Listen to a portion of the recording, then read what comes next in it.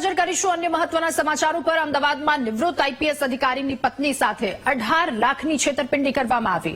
નિવૃત્ત આઈપીએસ મયંક ચાવડાના ડ્રાઈવરે જ આ છેતરપિંડી કરી હોવાનું સામે આવ્યું। શીલજમાં જમીન વેચવાના નામે 15 લાખ રૂપિયાની ઠગાઈ કરવામાં આવી।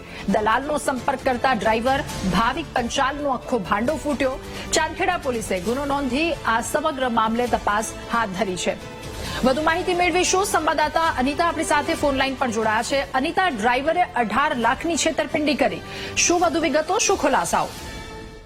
જી રાજા, તે પ્રકારે નિવૃત્ત આઈપીએસ અધિકારીની જે પત્ની છે તેની સાથે લાખો રૂપિયાની છેતરપિંડીને લઈને ચાંદખેડા પોલીસ સ્ટેશનમાં જે ફરિયાદ દાખલ કરવામાં આવી છે, જે મામલે પોલીસ દ્વારા તપાસ શરૂ કરવામાં આવી હતી। જેમાં જે નિવૃત્ત આઈપીએસ છે મયંક ચાવડા, તેના ડ્રાઈવર દ્વારા જ આ છેતરપિંડી આચરવામાં આવી હોવાનું સામે આવ્યું છે।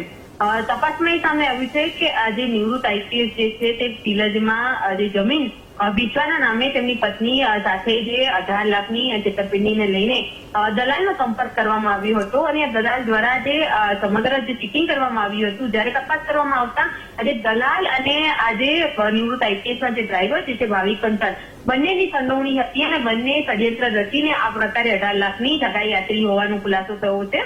જે મામલે હાલ તો ચાંદખેડા પોલીસે સમગ્ર કેસમાં ગુનો દાખલ કર્યો છે અને જે ડ્રાઈવર અને જે દલાલ જે છે તે બંને ફરાર થઈ જતા તેઓની શોધખોળ કરવામાં આવી રહી છે। જી અનિતા, આભાર આપનો વિગતો સાથે જોડાવા બદલ।